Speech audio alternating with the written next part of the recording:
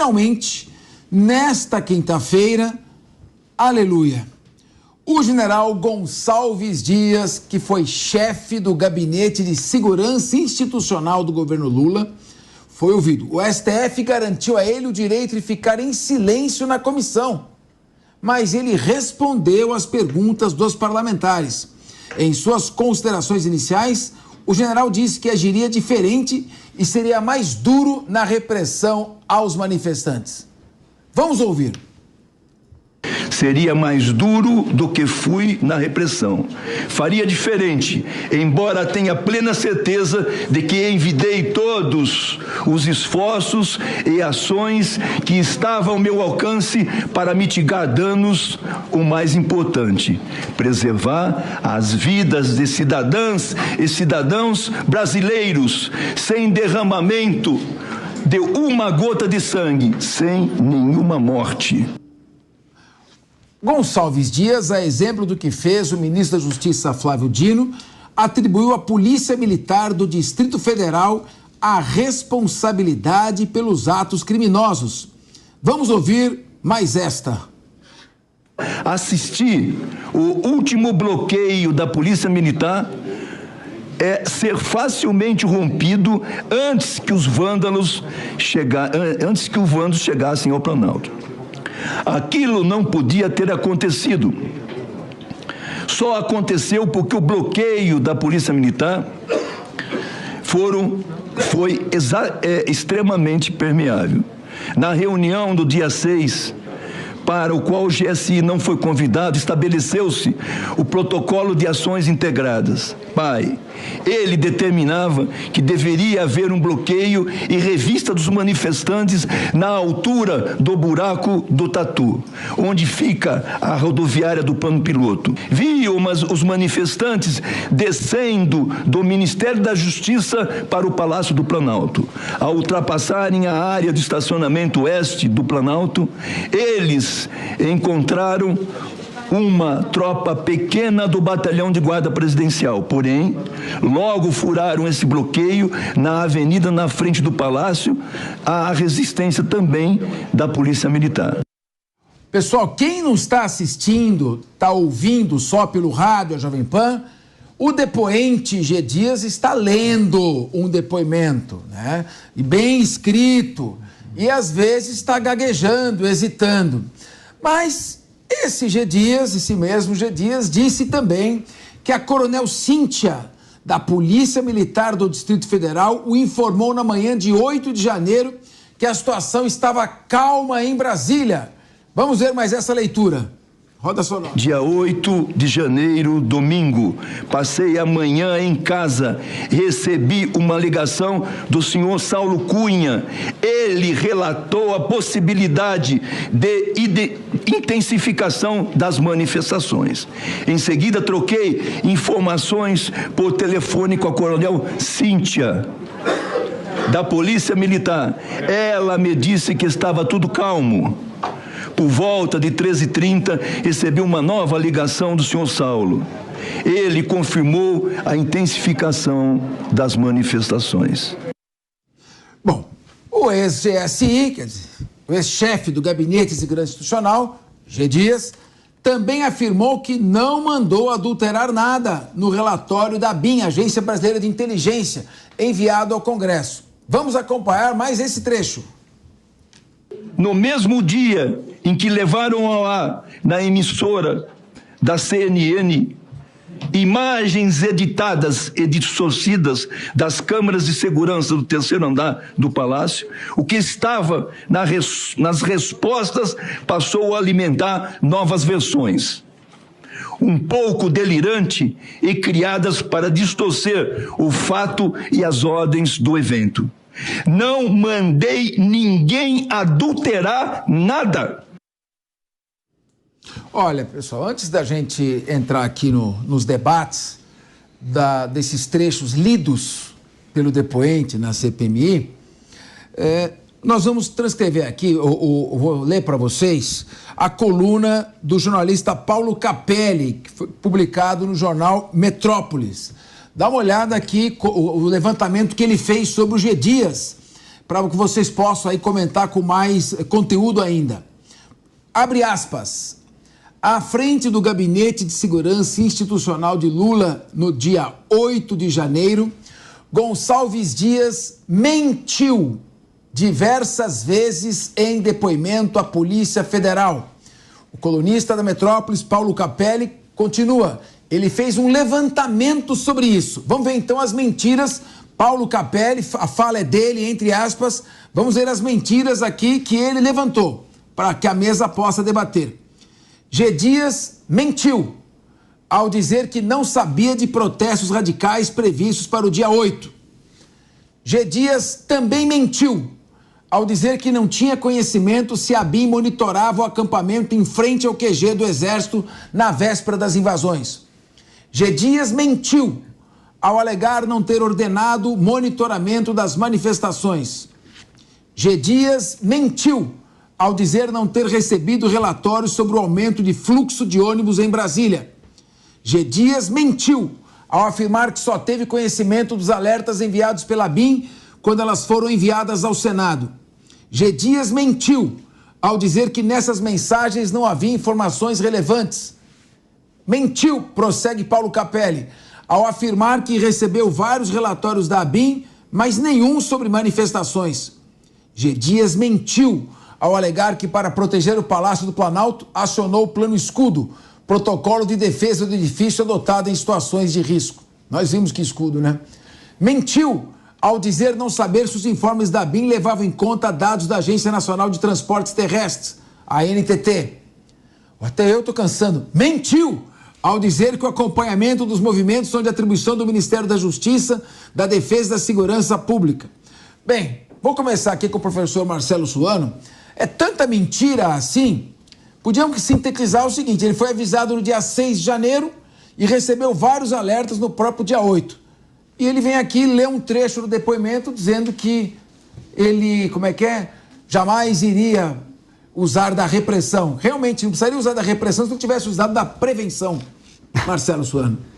Inicialmente, Capês, uma boa tarde, Daniel, boa tarde, Ricardo, Mano, boa tarde à produção da Jovem Pan, boa tarde a todo o público que nos acompanha. Eu vou começar primeiro fazendo uma correção de terça-feira e fazer um agradecimento ao Coronel Gerson, grande amigo, que disse o seguinte: Suano, aquilo que você havia falado é certo, só tem uma coisa, não cabe ao chefe do Gabinete de Segurança Institucional usar mais uniforme, porque ele vai para a reserva e ele teria que ir de terno e gravata. Eu vou sempre agradecer. Isso é lealdade e é comportamento de pessoas que estão construindo o conhecimento junto. Muito obrigado, Coronel Gerson. Agora vamos no ponto que interessa, que é o depoimento de Sua Excelência, o general Gonçalves Dias. Eu falei na terça-feira, triste Exército de Caxias. Anexo 1 do artigo 1 do Regulamento Disciplinar do Exército, não faltar a verdade. O não faltar a verdade é algo essencial para a honra militar. Por quê? Porque o militar é alguém a quem se atribui a capacidade de defender a vida daqueles que estão ao seu lado. Por isso você não pode crer em alguém que mente, você não pode dar este poder a alguém que mente. Ele deveria ser punido pelas próprias Forças Armadas e passar pelo corredor da desonra. Se porventura se confirmarem essas mentiras, e parece que sim, é possível que elas sejam confirmadas, primeiro, a CPMI já deveria lhe dar voz de prisão, porque a CPMI ela tem autoridade e poder para quase tudo ali, menos para ordenar voz de prisão, exceto se o indivíduo mentir em depoimento. Nesse caso, se estiver confirmado, ele deve sair dali preso, porque não pode mentir em CPI ou em CPMI, razão pela qual ele foi dado habeas corpus para que ele ficasse calado sobre aquilo que poderia lhe incriminar. Se ele está mentindo, ele tem que sair dali preso. Espero que, pelo menos nisso, a integridade, a honra e a moral do Senado ou da CPMI ou da Câmara ou do Congresso se configure e se concretize. Porque ele não pode mentir na CPMI, já que, como militar, se confirmado isso, ele jogou fora a honra dos militares. Há algumas coisas que devem ser trazidas à tona. A primeira delas, deve ser, sim, feita uma verificação que, se porventura, tal qual ele disse, ele não mandou adulterar nada, então o seu sigilo telemático, telefônico, sigilo místico, cósmico, deveria ser tudo rompido. Por quê? Porque ele não pode, a partir desse elemento, tem que se buscar se aquilo que ele está falando configura a verdade ou não. Mesmo porque, qual é o grande problema do 8 de janeiro? Vândalos quebraram patrimônio público, isso é fato. Alguns atribuem que aquilo era um golpe de Estado. Esse é o golpe de Estado mais estúpido que alguém pode imaginar. Dado no feriado, no final de semana, sem ninguém lá dentro. Não existe golpe de Estado. Aquilo, como certa vez eu falei, aquilo não foi um atentado à democracia, aquilo foi um atentado à inteligência, se porventura desejaram fazer um golpe de Estado. O que não é o fato. Além disso, também ir lá para depredar é se igualar àquilo que é o comportamento da esquerda mais radical. Porque é a esquerda que nos comporta dessa maneira. Mas a esquerda radical se comporta dessa forma. Entra para quebrar. Razão pela qual se deve verificar, pegando todas as imagens, os depoimentos, quebrando os sigilos de todos aqueles que estão envolvidos, em especial os que estão no governo, como também daqueles que se retiraram do governo, para que se tragam os fatos tais quais aconteceram. E aí possam ser atribuídas culpas. Mas não me parece que é isso que essa CPMI está desejando. Ela se transformou num circo de batalha entre o governo, que quer anular a possibilidade de trazer a verdade, e a oposição, que quer de alguma forma trazer elementos que vão ser barrados em todas as suas hipóteses. Mais um detalhe e eu já encerro. Para configurar ainda o comportamento que me entristece muito de Sua Excelência, o general Gonçalves Dias, creio que na CPI do Distrito Federal, quando interrogado, ele disse, bom, isso aí você não tem que perguntar para mim, pergunta para o general, eu não lembro agora o nome, que era o general que estava lá numa atividade de execução. Isto é um ato supremo de covardia. Você não tira, eu vou usar uma linguagem que não é chula, mas pode ser tosca e grosseira, você não tira o teu da reta para colocar nos teus comandados. Isso é covardia. Não se admite que um comandante faça isso com seus subordinados. Essa é a razão pela qual o comandante é o último a comer do prato que está sendo servido para toda a tropa e o primeiro a tomar a pancada, se necessário for, para mostrar como é que deve ser feito um exercício militar. Isso quando ele é comandante, né, senhor? Isso quando ele é comandante. Ricardo Rous. Só para concluir, comandar é mandar com, não é mandar, só manda com a instituição, com as regras e com todos aqueles que estão à sua volta, quando se tem credibilidade e tem o respeito e a honra preservado por todos aqueles que estão ao seu redor. Ricardo Rous, o depoente, um general Gonçalves Dias, lê o seu depoimento de forma hesitante, gaguejando, mais olhando para o papel do que nos olhos de quem está perguntando. Segundo o jornalista, o colunista Paulo Capelli, Jornal Metrópole, mente 11 vezes. E agora também, um outro veículo de comunicação diz, G. Dias foi alertado 5 vezes sobre o risco de invasão aos poderes, revelam mensagens. Aqui o órgão teve acesso a mensagens de alertas enviadas para o celular do general Gonçalves Dias, ex-diretor adjunto da ABIN, e que o alertou 5 vezes entre 6 e 8 de janeiro sobre o risco de invasões a prédios públicos na esplanada dos ministérios por pessoas armadas. Agora, ele é avisado 5 vezes, ele se omite e vem dizer que ele optou em não fazer a repressão, ele omitiu e foi um dos responsáveis. O que você tem a comentar a respeito disso, meu querido professor Ricardo Rous? Capês, boa tarde, meu querido doutor Capês, Mano, professor Suano, Daniel José, todos vocês que nos acompanham na Jovem Pan. Enfim, o depoimento do Gonçalves Dias, quase 8 meses depois do dia 8 de janeiro, a pessoa que apareceu nas imagens, o chefe do Gabinete da Segurança Institucional da Presidência da República, responsável pela segurança do Palácio do Planalto, foi a CPMI. Depois que já assumiu imagens do Ministério da Justiça, depois que era possível ele escrever, inclusive, esse discurso, combinar o que tivesse que ser combinado. Primeiro que isso é uma vergonha, uma palhaçada. Ele deveria ser um dos primeiros a estar na CPMI, já que o governo diz que quer apurar o que aconteceu no dia 8, que diz o governo na sua narrativa de que isso é uma tentativa de golpe de Estado, como disse o professor Suano, a coisa mais absurda que eu também já ouvi. Se um bando de vândalos invadiram a sede dos 3 poderes, devem ser punidos por isso, ponto. E o G. Dias devia ser o primeiro a estar lá, atendendo o interesse público, relatando o que aconteceu, o que deixou de acontecer. Diante do que ele apresentou na CPMI hoje, e de acordo com as afirmações, inclusive, do jornalista Paulo Capelli, que eu acho que tem muito sentido, se ele mentiu, a CPMI tem que pedir a quebra do sigilo telefônico, até bancário do coronel, para que a gente entenda se de fato ele mentiu ou se foi uma grande palhaçada o que aconteceu ali. Essa operação Escudo acionada é um absurdo, virou piada pra gente, porque a galera invadiu o G Dias abrindo porta, convidando as pessoas a ir para uma sala e para outra. É isso que a população brasileira viu através das imagens. A ABIN é a Agência Brasileira de Desinteligência, porque deu uma informação, tirou outra informação, ele disse que recebeu diversas informações desencontradas. É uma palhaçada. Nós estamos falando da Agência Brasileira de Inteligência, o mais alto grau, teoricamente, de inteligência para munir aí os ministros, o chefe de Estado de informações. Nós estamos falando do depoimento de um coronel que era chefe do Gabinete da Segurança Institucional da Presidência da República. Não sabia o que estava acontecendo, recebeu uma informação tal dia, outra informação outro dia. É uma pataquada, é uma palhaçada, e eu acho que isso representa bem esse momento que nós estamos vivendo no Brasil e esse momento desse governo. Um desencontro total de informação ou um conjunto de mentiras, uma atrás das outras. Precisamos saber de fato o que aconteceu. Vale aí, então, a quebra do sigilo telemático, telefônico do coronel, para saber se houve troca de informação, apesar de que 8 meses depois do acontecido, aí já não tem mais nem o telefone.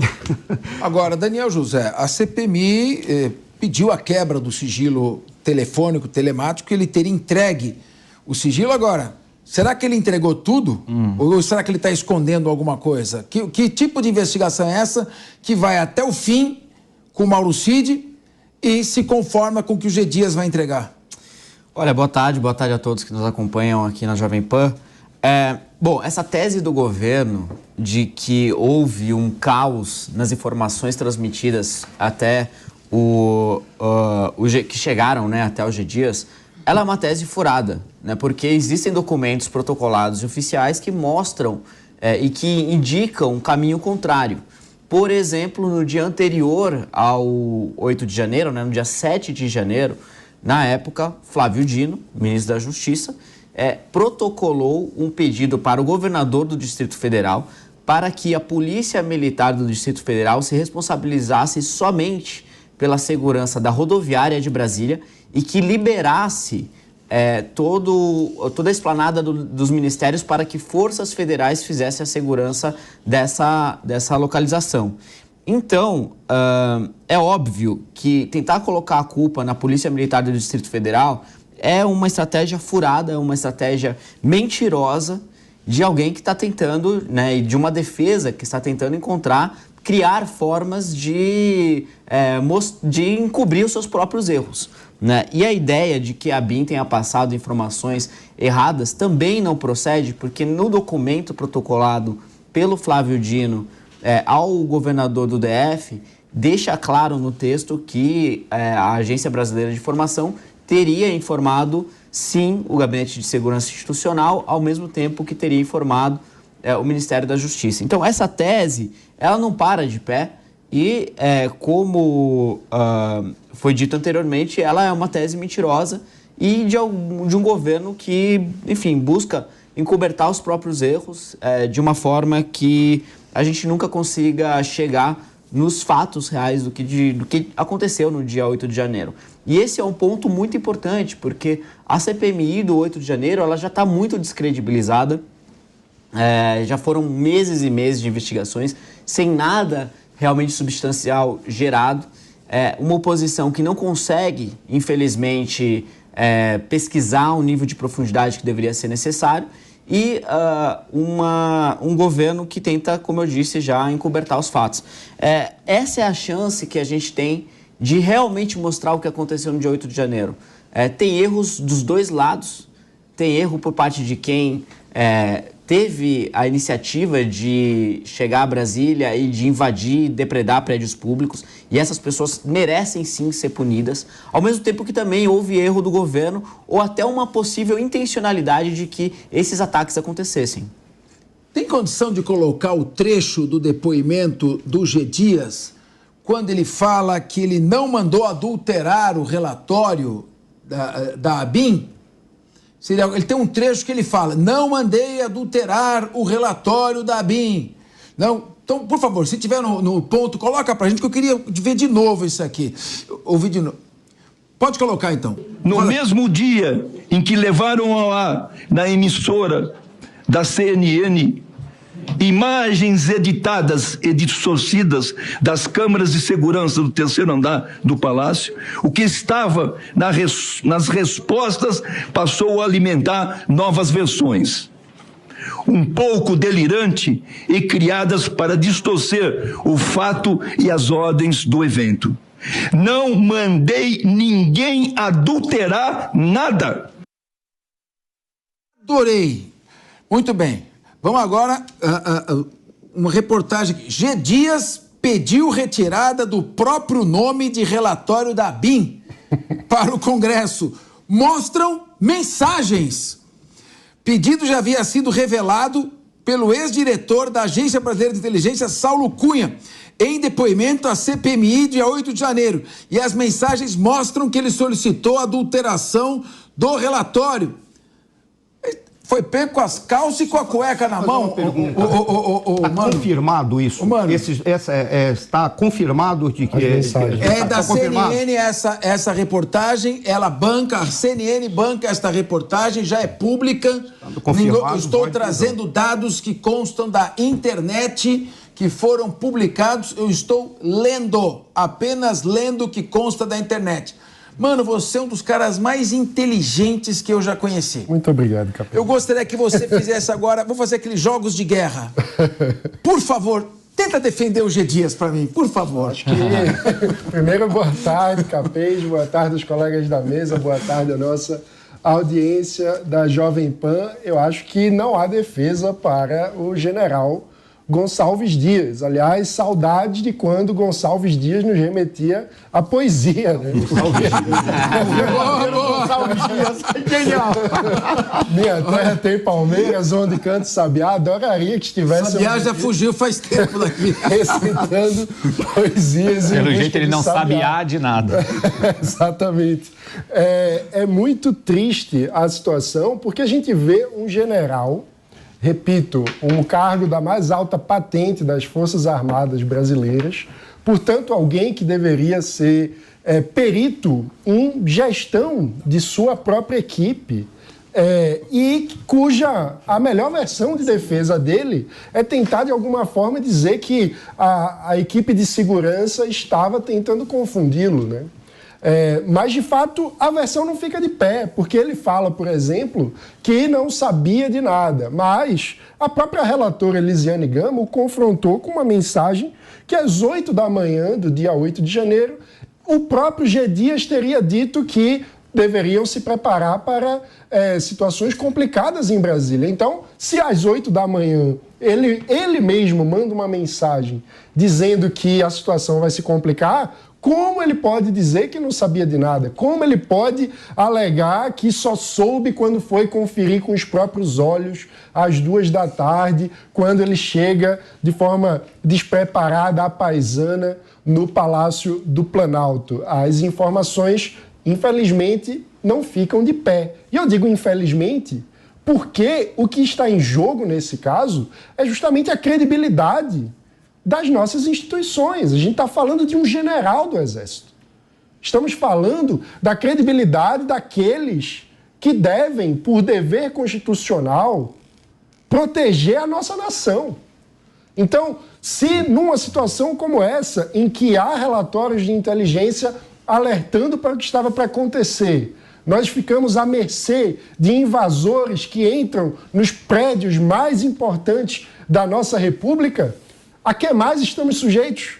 Não, e ele diz, é mais engraçado ainda quando ele fala, eu não ia reprimir essa invasão, eu fui lá para conversar e convencê-los. Ele não tinha que reprimir, ele tinha que prevenir, que impedir que acontecesse. Ele tinha que fazer as duas coisas, ele tinha que prevenir, reprimir e, em última instância... Sim, mas se você, eu estou dizendo o seguinte, se você, no caso o general G. Dias, passa informação para a Polícia do Distrito Federal, passa informação para as Forças Armadas, passa informação para a Polícia Federal. Você vai fazer bloqueios no acesso, vai colocar a polícia por detrás, você vai colocar obstáculos para que chegue próximo dos prédios. E não vai acontecer. Agora, quando ele deliberadamente, recebendo a informação no dia 6 de janeiro, 2 dias antes, e 5 alertas no dia 8, e as mensagens comprovam Ele não faz nada, ainda manda tirar o nome dele, apagar as mensagens do relatório da BIM. Isso é crime. Isso é crime de falsidade material e ideológica. O Mano levantou um ponto que eu acredito que seja fundamental a gente se aprofundar na nossa discussão, que é o quanto que as nossas instituições estão deterioradas e essas ocasiões, essa CPMI, diversas notícias que vêm sido transmitidas no cenário político brasileiro mostram que existe essa deterioração institucional na medida que se a investigação é feita sobre indivíduos que representam um espectro político, ela é profunda, ela é profissional, ela é diligente. Se é feita por um outro espectro político, o espectro do governo, ela é uma pesquisa que é mal feita, é uma investigação que é mal feita, que não tem um compromisso de ir até a causa raiz dos problemas e ao que de fato aconteceu e a realidade. Então essa é a situação do nosso Brasil. Bem lembrado, são 14 horas e 34 minutos. Repita. 14h34. E Daniel José falava dessa política de 2 pesos e 2 medidas. 2 pesos e 2 medidas. Vamos lá então, vamos falar então dessa obsessão em prender o ex-presidente Jair Bolsonaro por causa da questão dos presentes. Já é toda uma obsessão que já está virando tara. Então, veja só, o presidente Lula afirma estar de posse de um relógio, acho que é Patek Philippe, eu não lembro agora a marca do relógio, me corrijam. Era um Rolex. Piaget ou do Lula, né? O do Lula, é um Piaget. Piaget? Que ele Então ganhou Piaget ou do Lula? Piaget. Eu não lembro a marca do relógio, me desculpem. É um Rolex. Eu não sei se é um Rolex, se é um Piaget, enfim, o do Lula, que ele ganhou do ex-presidente Jacques Chirac, da França, em 2005. Lula é Piaget. Então vamos lá. Piaget, Rolex é Pronto, Bolsonaro. então uniformizamos aqui as marcas. Então, o do Lula é o Piaget, mais caro. E ganhou do presidente Jacques Chirac, da França, e está com ele até hoje, em 2005. Ele ganhou não em razão da sua condição de pessoa comum. Ele ganhou por estar ocupando o cargo de presidente da República, nas relações que ele fez. Só emendar um ponto, que esse relógio Piaget, que foi recebido pelo Jacques Chirac, ele tem um valor inestimável. Ele é uma versão que foi feita especialmente para uma ocasião, que tem uma série de peculiaridades que fazem com que ele tenha um valor de mercado inestimável. Então, muito maior. Bom, não foi vendido, foi mantido. Se a pessoa é proprietária do bem, ela dá a destinação que ela quiser. Ela não foi nem registrada. Então, tá lá, não está registrado, Piaget 2005. Também foram devolvidos 568 presentes recebidos pela presidente Dilma e também pela ex-presidente Dilma e pelo presidente Lula. 80 itens jamais foram localizados e não foram devolvidos. Veja bem, se receber presentes na condição de presidente da República configura crime, a devolução posterior não retira o crime. O crime já está consumado. Se você ganhou, no que você ganhou, você já se apropriou, você já desviou em proveito próprio, eu vou devolver, meu crime está consumado. O sujeito assalta a vítima, leva um relógio, traz de volta. Não tem mais crime? Se é crime, é crime para todo mundo. E os 568 presentes que foram devolvidos não interessa.